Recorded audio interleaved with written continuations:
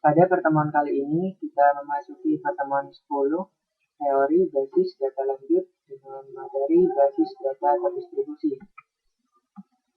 Pokok bahasan pada materi ini adalah yang pertama pendahuluan, tipe basis data terdistribusi, arsitektur basis data terdistribusi, penyimpanan data pada sistem terdistribusi, manajemen katalog terdistribusi, query distribusi, join pada DBMS terdistribusi, optimasi query pada DBMS terdistribusi, mengubah data terdistribusi, logging pada sistem terdistribusi, dan yang terakhir adalah distributed recovery.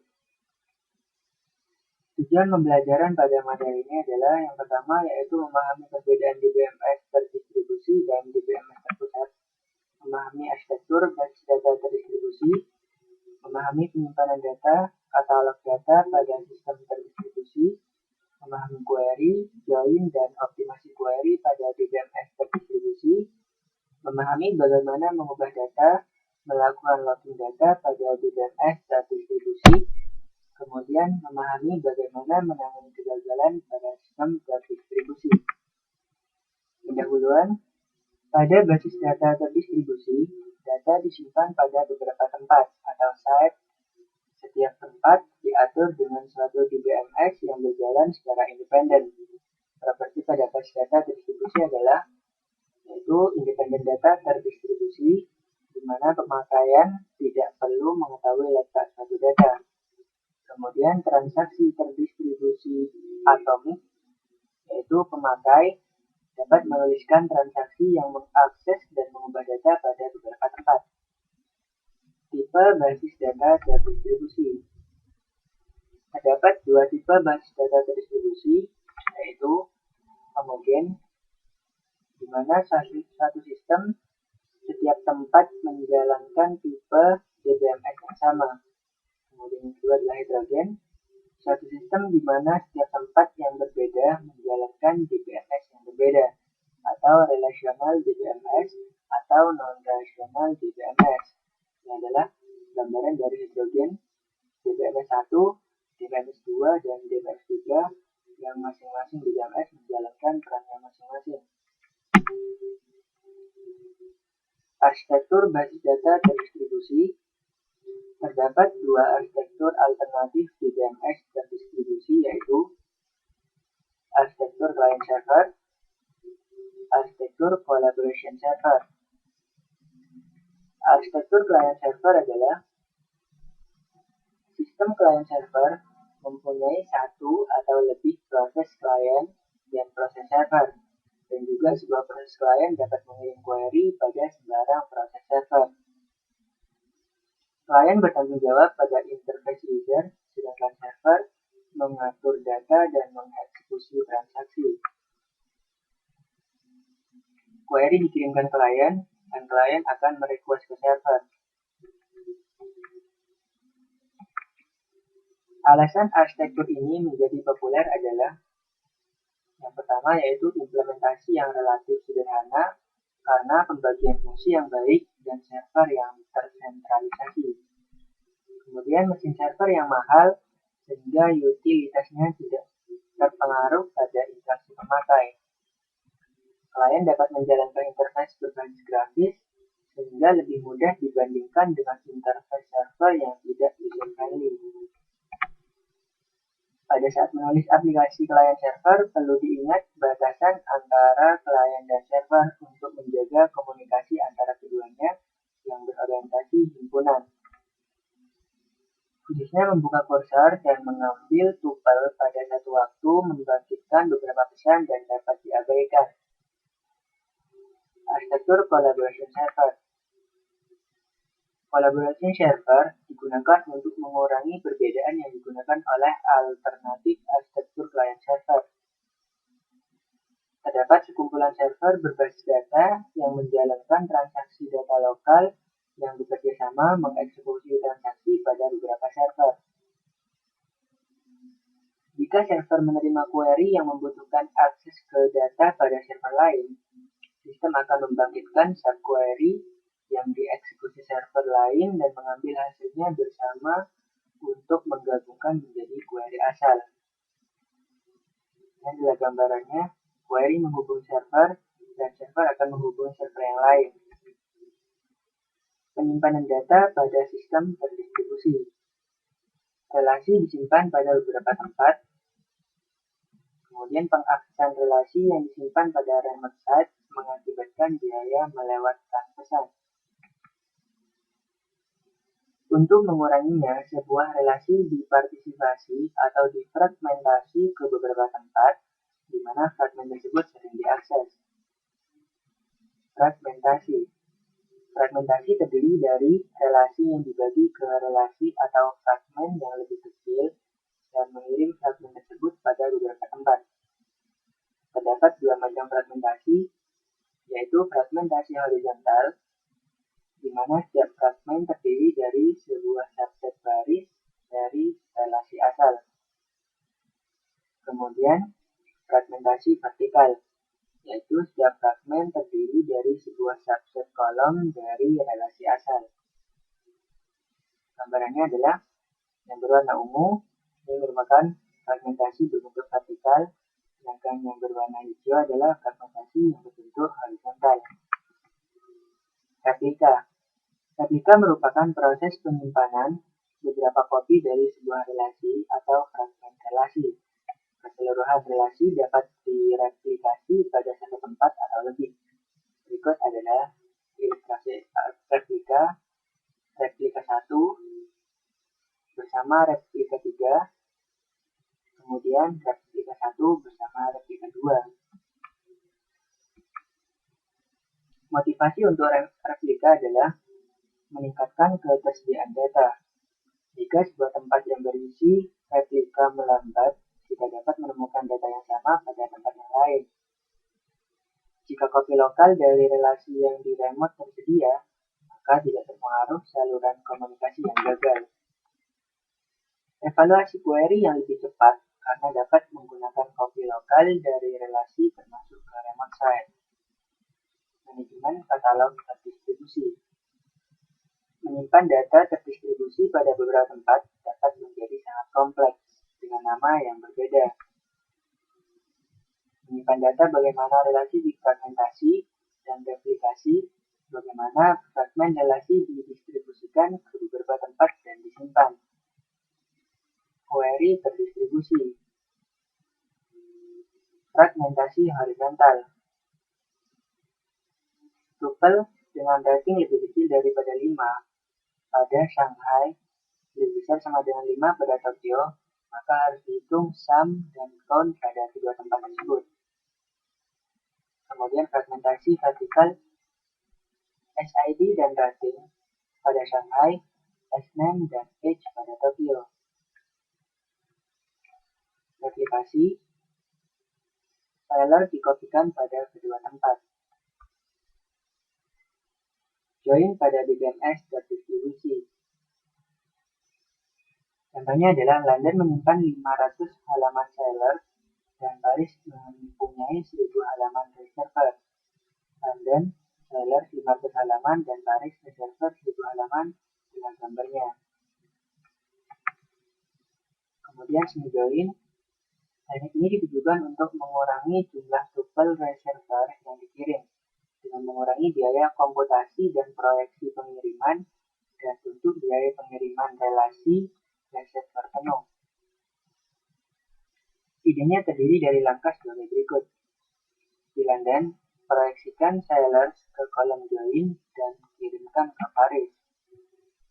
Di Paris, lakukan join pada proyeksi seller dengan reservoir. Hasil join tersebut reduplikasi dari reservoir dengan seller. Kirimkan reduplikasi reservoir ke London. Pada London, join sellers dengan reservoir yang sudah direduksi.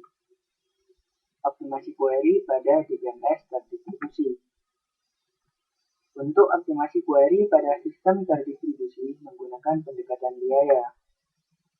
Perbedaan optimasi query pada sistem terdistribusi dan sistem tersentralisasi adalah satu, biaya komunikasi harus dipertimbangkan.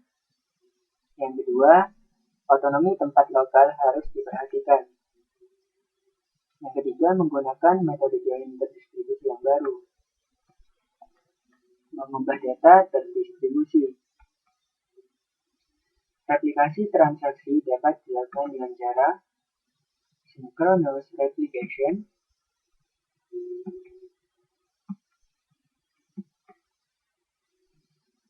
semua copy relasi yang dimodifikasi harus diubah sebelum modifikasi transaksi commit. Distribusi data dibuat transparan ke pemakai. Asynchronous replication itu copy dari sebuah relasi yang dimodifikasi hanya diubah secara periodik. Copy yang berbeda akan keluar dari sinkronisasi. Kemudian user harus waspada pada distribusi data. Produk saat ini mengikuti pendekatan ini. Synchronous replication. Dua teknik untuk menjamin transaksi terlihat nilai yang sama dengan copy adalah satu, voting. Transaksi harus menulis mayoritas copy untuk memodifikasi sebuah objek. Harus membaca cukup copy untuk meyakinkan bahwa terlihat setidaknya pada satu copy saat itu. Kemudian teknik ini biasanya tidak atraktif karena pembacaan adalah yang biasa. Yang kedua adalah read any, write all. Penulisan lebih lambat dan pembacaan lebih cepat daripada teknik voting. Kemudian teknik ini banyak digunakan pada synchronous replication.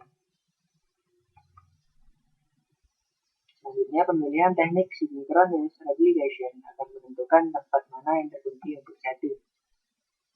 Biaya pada synchronous replication adalah sebagai berikut. Sebelum transaksi yang diubah commit, harus dilihat penguncian pada semua copy yang dimodifikasi. Kirimkan perintah log ke remote site dan sementara menunggu respon pegang kunci yang lain. Jika tempat atau saluran gagal, transaksi tidak dapat di-commit sampai transaksi kembali. Meskipun tidak terjadi kegagalan, commit harus mengikuti commit protokol dengan beberapa pesan yang mahal.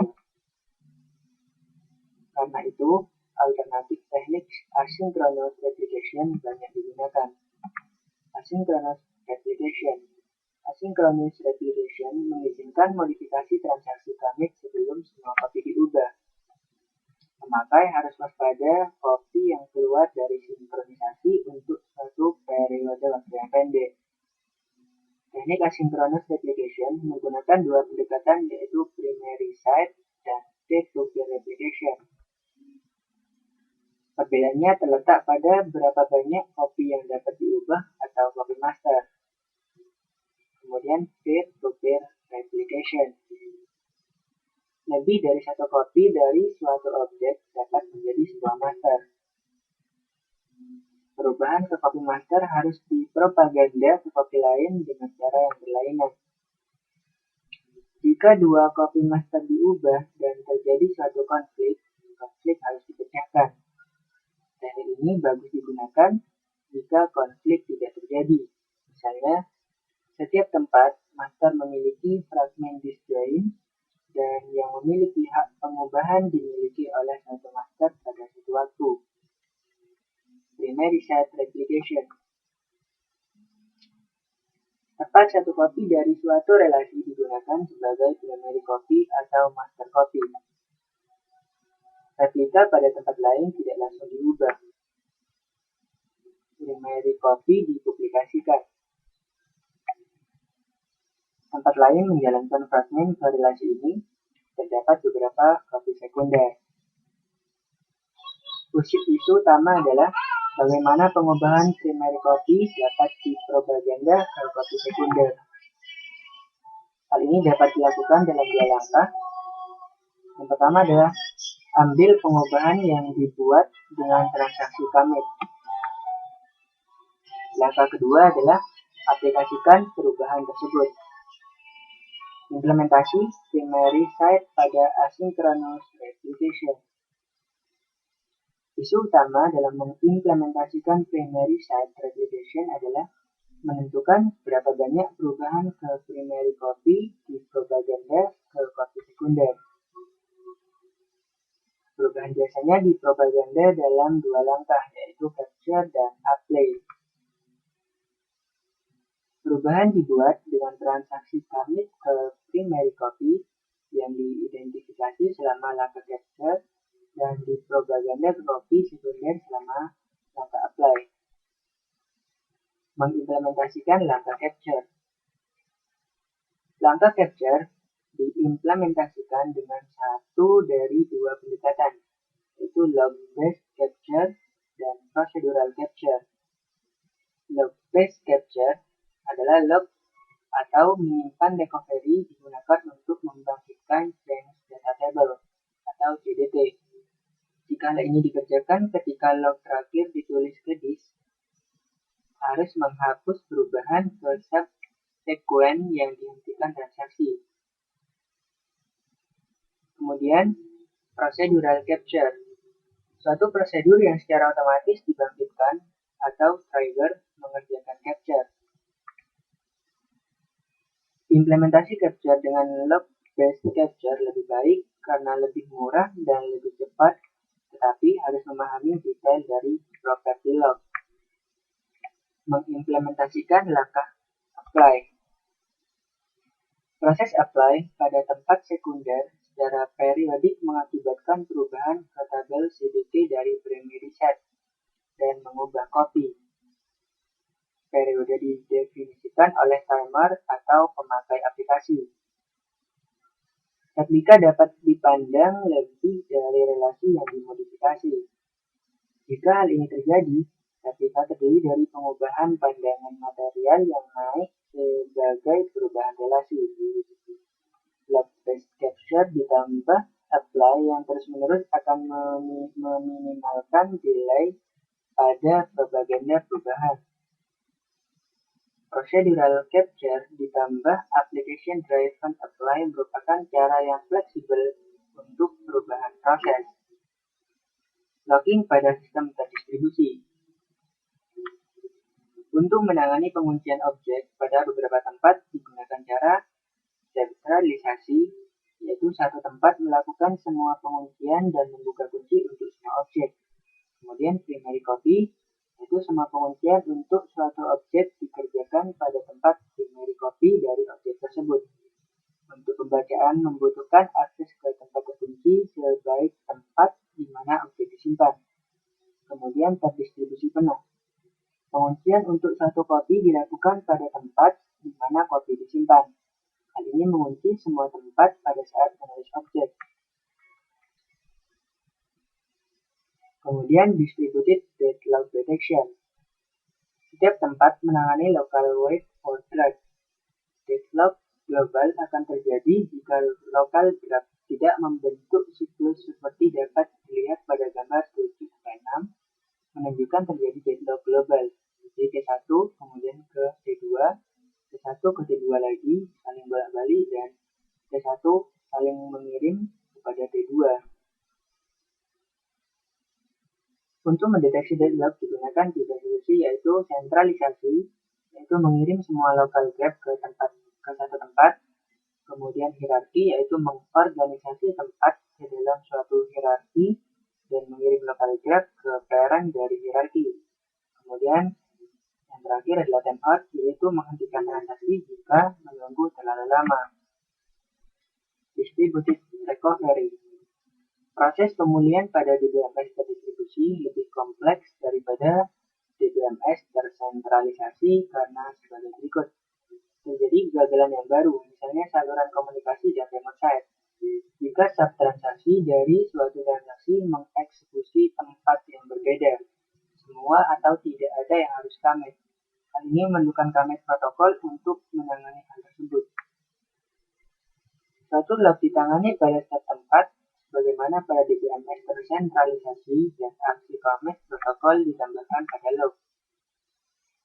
Log-based commit. Tempat di mana transaksi asal disebut koordinator, sedangkan tempat lain di mana transaksi mengeksekusi disebut subkoordinat. Jika sebuah transaksi ingin commit, maka koordinator mengirim pesan prepare ke semua subkoordinat. Subkoordinat memaksa menulis rekaman yang abort atau prepare dan mengirim suatu pesan no or yes ke koordinator. Jika koordinator menerima pesan yes, maka koordinator memaksa menulis suatu rekaman log commit dan mengirim pesan commit ke semua subkoordinat. Sebaliknya, memaksa menulis rekaman log abort dan mengirim pesan abort. Subkoordinat memaksa menulis rekaman log abort atau commit berdasarkan pesan yang didapat, kemudian mengirim pesan ACK ke koordinator. Koordinator menulis rekaman log N setelah mendapatkan semua pesan ACK. Restart salah satu kegagalan pada suatu tempat. Jika kita mempunyai rekaman log commit atau abort untuk transaksi T, tetapi tidak mempunyai rekaman N, maka harus redo atau undo.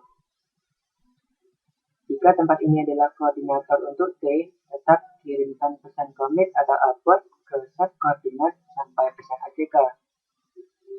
Jika kita menyiapkan rekaman log transaksi T, tetapi tidak commit atau abort, tempat ini adalah subkoordinat untuk T. Subkoordinat terus menghubungi koordinator untuk menemukan status T, kemudian menulis rekaman log, commit atau abort, redo atau undo T, dan menulis rekaman log N.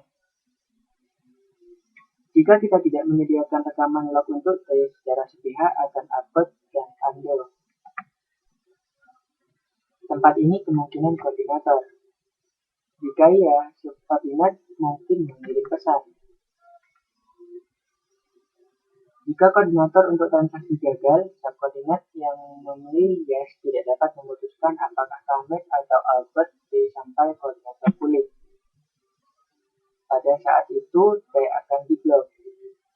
Meskipun jika semua subkoordinat saling mengetahui, maka transaksi akan diblok sampai satu dari subkoordinat memilih no. Jika suatu remote site tidak merespons selama commit protokol untuk transaksi T, baik karena tempat gagal atau saluran gagal. Kemudian, jika tempat tersebut adalah koordinator untuk T, maka abort T. Dan jika tempat tersebut adalah subkoordinat dan tidak memilih yes, maka harus abort T. Dan jika tempat tersebut adalah subkoordinat dan memilih yes, maka akan diblok sampai koordinator merespon. Pesan ACK digunakan untuk menyampaikan koordinator bahwa koordinat dapat melupakan satu transaksi. Sampai koordinator menerima semua ACK, koordinator harus menyimpan T pada tabel transaksi. Jika koordinator gagal setelah mengirim pesan siap, tetapi sebelum menulis rekaman log, commit atau abort, jika koordinator kembali, maka akan abort transaksi. Jika sub transaksi tidak diubah, status commit atau abort tidak relevan. Latihan soal 1. Apakah keuntungan DBMS terdistribusi dibandingkan dengan DBMS tersentralisasi? Jawabannya adalah pada basis data terdistribusi, data disimpan pada beberapa lokasi dengan tujuan untuk membuat distribusi yang transparan.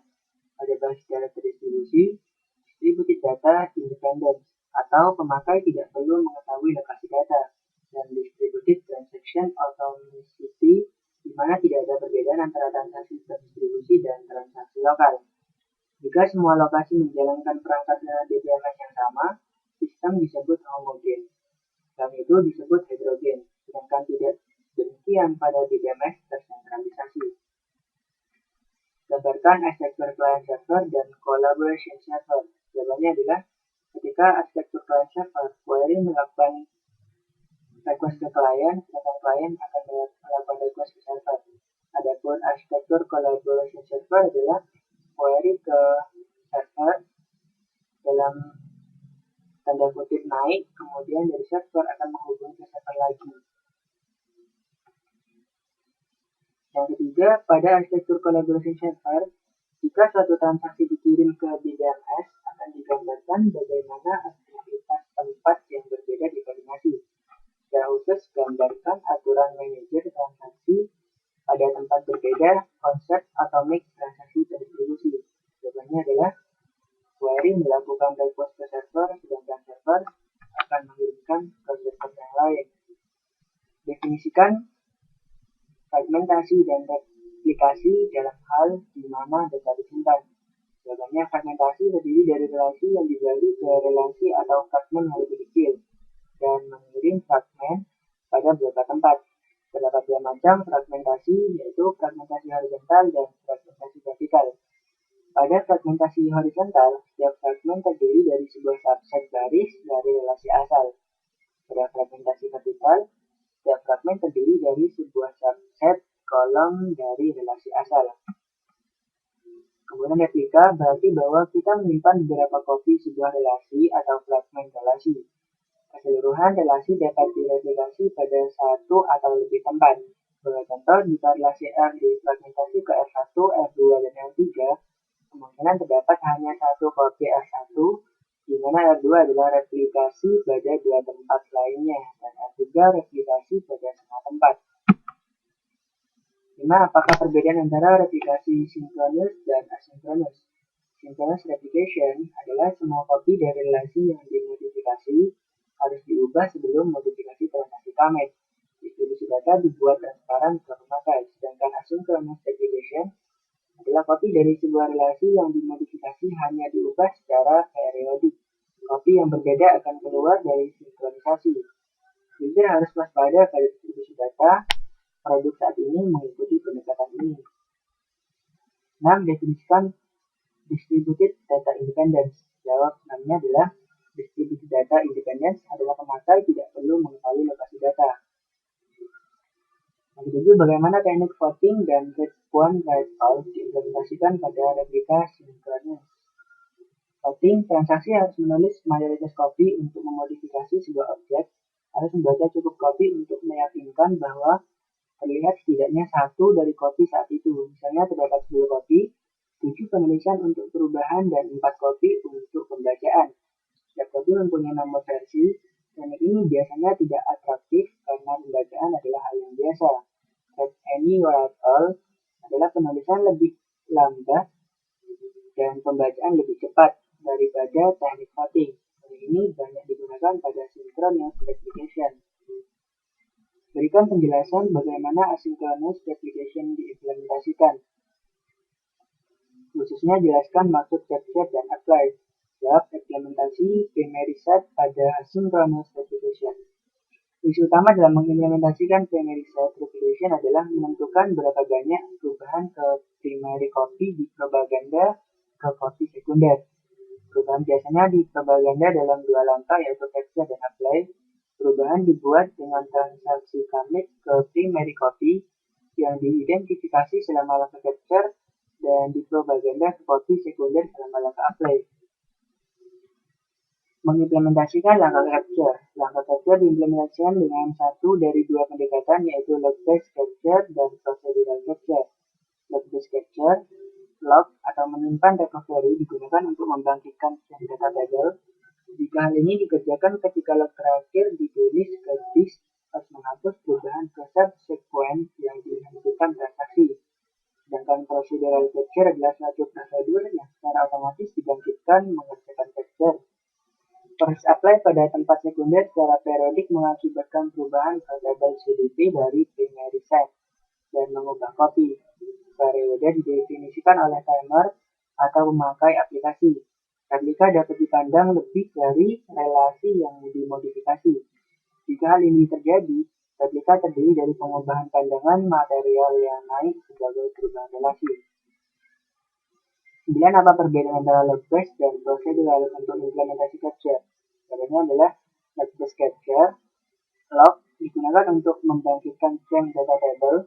Jika hal ini dikerjakan ketika log terakhir ditulis ke disk, harus menghapus perubahan ke subsequent yang dihentikan transaksi. Sedangkan procedural capture adalah suatu prosedur yang secara otomatis dibangkitkan mengerjakan capture. 10. Mengapa pemberian nama unik pada objek basis data lebih kompleks pada DBMS terdistribusi? Jawabannya adalah karena jika suatu relasi difragment dan direplika, setiap partisi memerlukan nama global yang unik yang disebut relation name. Manajemen katalog terdistribusi diperlukan untuk menyimpan rekaman di mana data disimpan. Selesai untuk teori ini.